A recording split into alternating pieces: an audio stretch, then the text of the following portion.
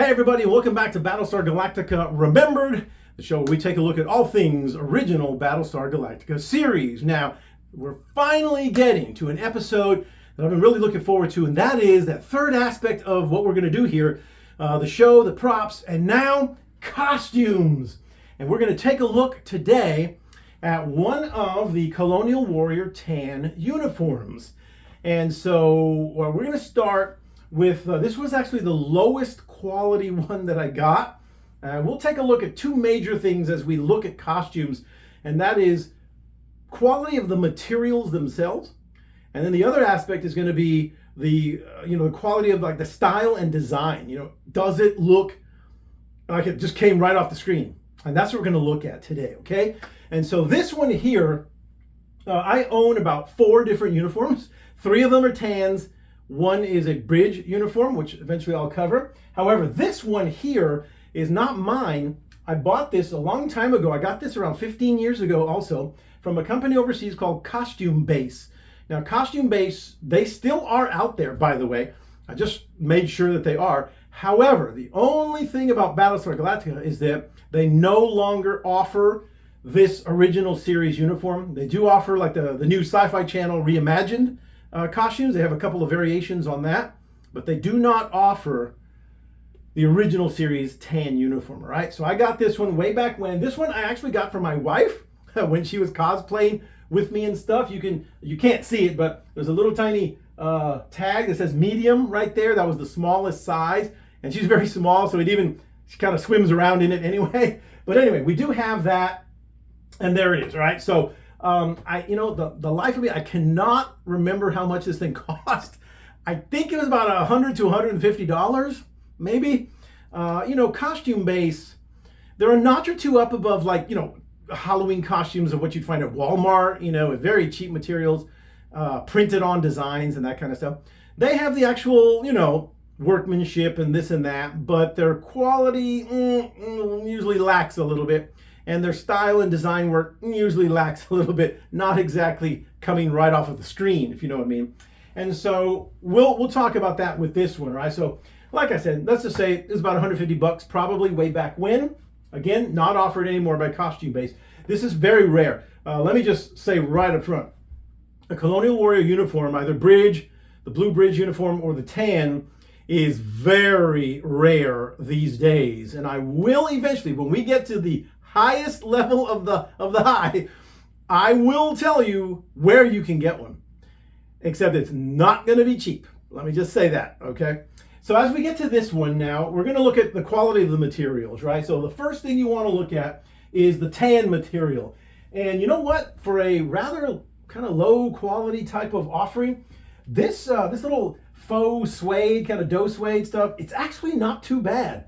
The original material that they used on the show was something called ultra suede. It is no longer available. The manufacturer doesn't make it. So you got to go to all kinds of other sources of faux suede, doe suede, things of that nature that various makers have used over the years. But this one, it's actually not bad. It's got the little nap. It's got like a little fuzzy nap to it. Looks pretty good. The color is pretty good. I mean, from even the right up close, it looks pretty good. And it'll definitely pass the 10 and 20 foot rule, right? So that's not bad. I'll give the material like a good, B+. It's pretty good. However, you can tell, it's unlined. You can tell it's a little stiff. You can kind of tell it's not the highest quality, but it passes muster. So that's pretty good for a low quality uniform like this. Let's look at the other pieces here. The trim. And this is where really kind of the rubber hits the road on these uniforms. This braid was a black and gold checkerboard pattern, what was originally used on the show. Now, as you can see here, you can probably even tell from this, my camera is about 6 feet away right here, and you can even tell that is not black and gold. That is black and white. It has a kind of a sort of checkerboard pattern, but it's more like little lines that alternate. And not only that, but it's black and white. It's not even black and gold, all right? So we have to say on that braid, the quality of that material, no, that's an F. Doesn't pass muster. That's not what they used on the show. Second thing is this little gold piping right here. On the real show, what you want to look for is, this is not a little piping, it's an actual ribbon, right? Gold ribbon that is put in there. It's about the same width as the black and gold checkerboard tape there. And so this one is just a little strip of gold piping. Now, at least it's there, but you can see that it's wrong, right? That's not what was on the original. So that one, again, no, not accurate to the show, okay? They do have a patch. Now, the patch looks pretty good. Nice quality patch, except this patch is way too large. This looks to be something like about I don't know, 3.5 or 4 inch patch. The real patches, if I'm correct, were I think 3 inches, something like that. A little bit smaller. So this patch is just a little bit too big. But I mean, that's pretty minor. You can also see they have the double row of checkerboard braid with the gold stripe there. That's what they use on the show. No split cuff though. It was completely enclosed like that. Okay.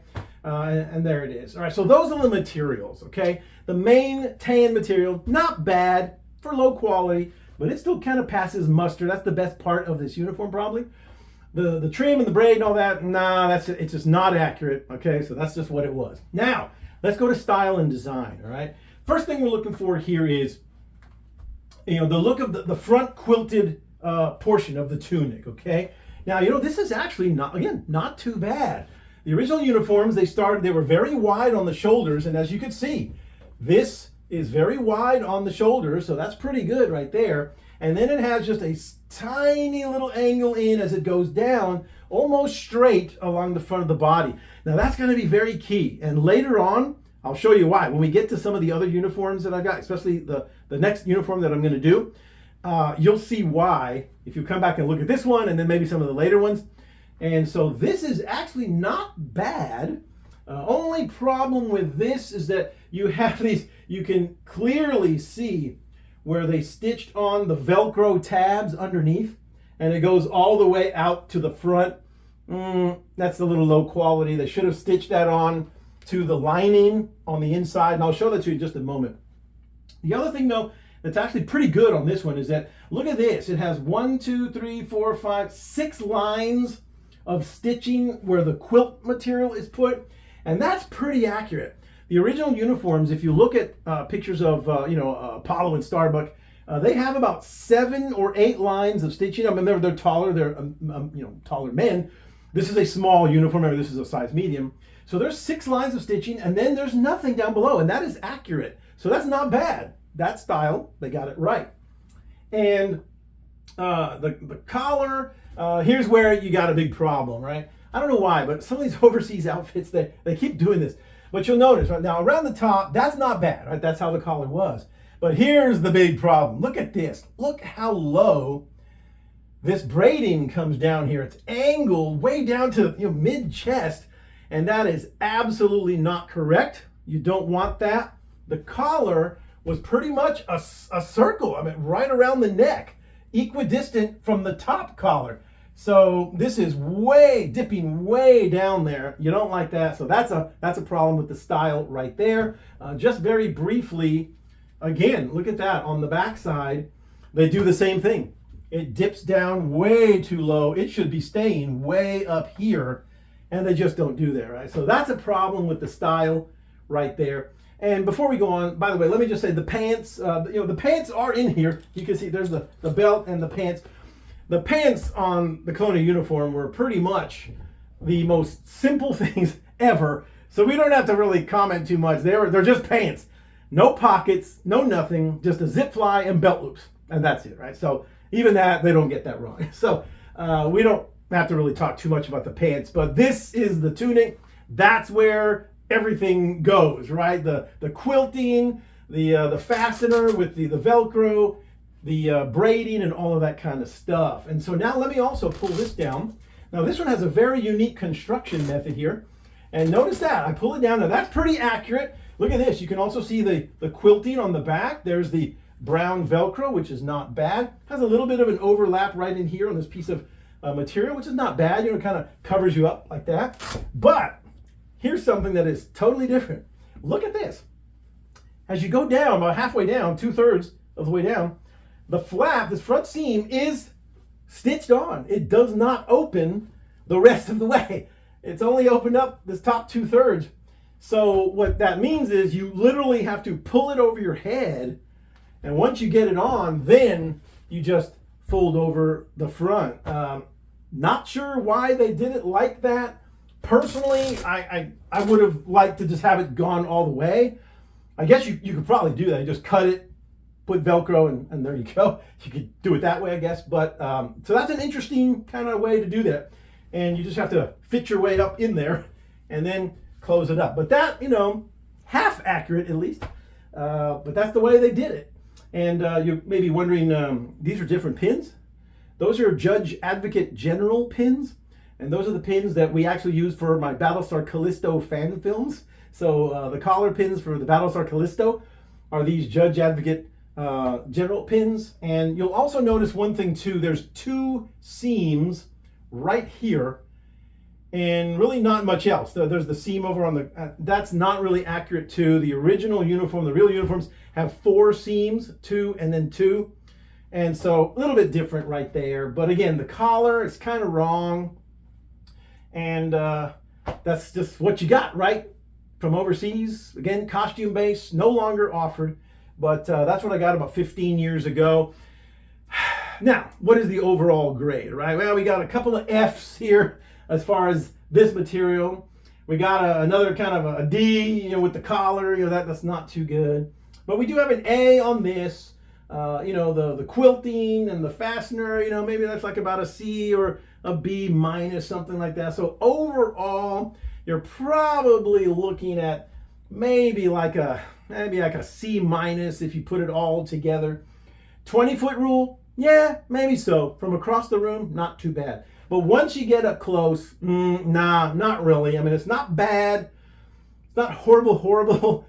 But this braiding and the collar just really kind of, doesn't really do it. That didn't come right off screen, and you can kind of tell. Now, here's the one final good thing about something like this. If you're wearing the warrior jacket, the battle jacket, most of this is not even going to be seen. You're only going to see one little tiny strip down the middle. So, if you wanted, again, they're not available anymore, but if you had wanted a uniform, you could have got something like this, then put a Battlestar jacket over it, and you hardly even see it, So you could have gotten away with that, but just like this, if you take the jacket off, you're going to see that this collar is just all wrong. I mean, everything else, not too bad. That's why it's not even a D, not even an F, but I'll have to give it like a C minus.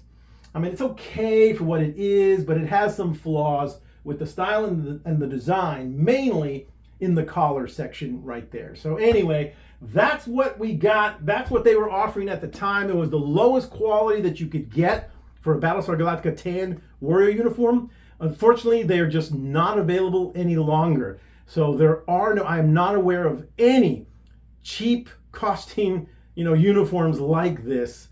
The only thing that is available now is a very high end, and I will get to reviewing one of those, by the way, because I have one, and you will be just astounded at the difference. That high-end one literally looks like it came right off the Battlestar Galactica set. Okay, we'll get to those eventually. But we're going to go through a couple of middle-of-the-road costumes as well that were put together pretty well and had a pretty good price point as well, but are, again, unfortunately no longer offered. And so that's the only problem with these uniforms. But anyway, I hope you enjoyed this one, our first foray into Battlestar Galactica costuming with the Costumebase Warrior uniform, the tan warrior uniform.